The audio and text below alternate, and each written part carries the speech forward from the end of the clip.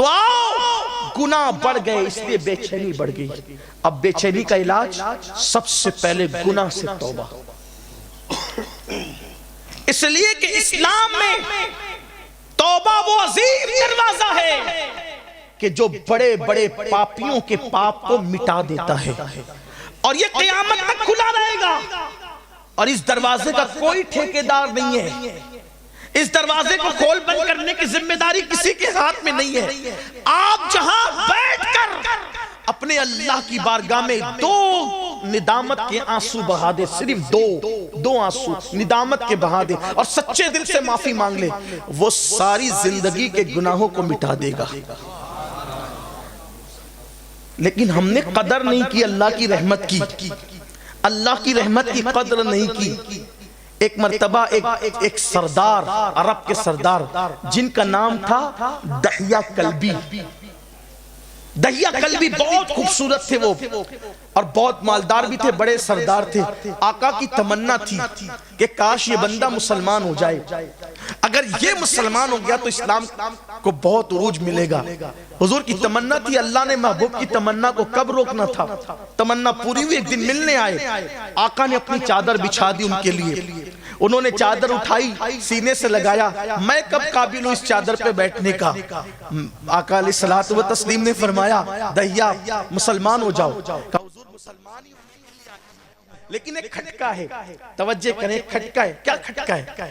آقا قبیلے کا سردار ہونے کی وجہ سے جتنی بیٹیاں پیدا ہوئی سب میرے ہاتھ میں لا کے دی گئی اور میں نے اپنے ہاتھوں سے ان بچیوں کو زندہ دفن کیا.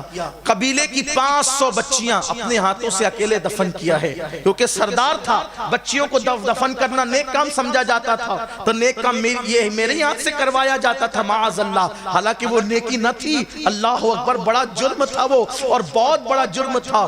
عرض یہ کر رہا تھا میرے آقا صلی اللہ علیہ وآلہ وسلم کے دیوان, مغربی تہذیب کی طرف مت جاؤ, گناہ کی طرف مت جاؤ, سچی توبہ کرو اور اپنے گناہوں سے صدق دل سے توبہ کرو. دحیہ کلبی کہتے ہیں کہ یا رسول اللہ میں نے اپنی قوم کی 500 بیٹیوں کو اپنے ہاتھوں سے زندہ دفن کیا ہے.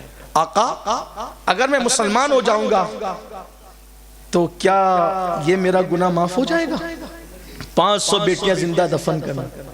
اس سے پہلے کہ آقا کوئی جواب دیتے جبریل آگے عرض کہ اللہ آپ کو سلام کہتا ہے اور کہتا ہے کہ اس سے کہہ دے کہ صرف بیٹیوں کا قتل ہی نہیں, اسلام لانے سے پہلے کچھ بھی کیا, جتنا کیا, کفر کیا, شرک کیا, جو کچھ کیا, یہ ایک کلمہ جو ہے نا لا الہ الا اللہ محمد الرسول اللہ, اگر یہ پڑھ لے سب معاف ہو جائے, سب ختم ہو جائے گا.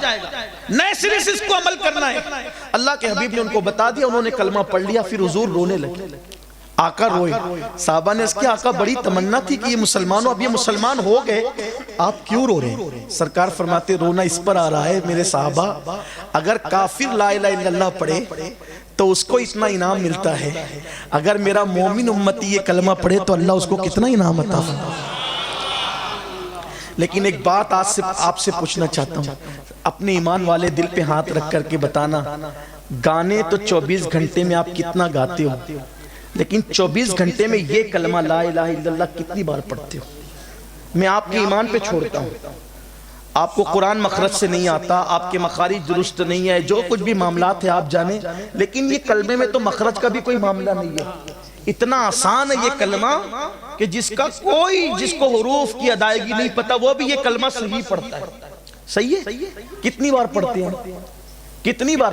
اور واللہ اس کلمے سے افضل اللہ کے ذکر کا کوئی اور طریقہ ہے بھی نہیں. 24 گھنٹے میں کئی بار گانے گائے, کلمہ نہیں پڑھا, اللہ کا نام نہیں لیا, کیسے دل کو